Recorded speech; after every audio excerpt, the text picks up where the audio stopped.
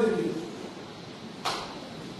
మామూలుగా మనము మన బూతులలో మండలాల మనం తిరగాలనేది శిష్యులను పట్టుకొని మీరు ఊహించుకొని ఎట్లా తమిళనాడు వారు చేసిన కృషి వల్లనే ఇవాళ తమిళనాడు ఆ రకమైనటువంటి ఊపు.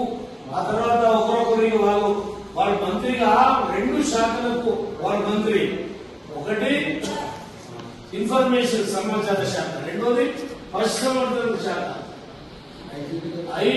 ఇప్పుడు అక్కడ తమిళనాడు 5 సీట్ల ప్రపంచం సృష్టించిందంటే మొట్టమొదటి ప్రెసిడెంట్ ఆయన.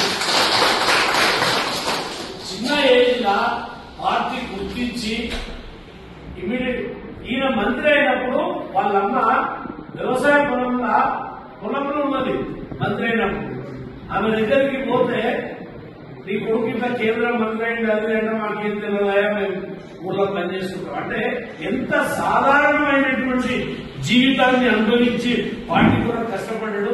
మనం అనుకుంటాం ఏదో ఫేస్బుక్ లలో ఫోటోలు పెట్టుకుని అవి పెట్టుకునే లీడర్లు అయితే అవన్నీ కాదు.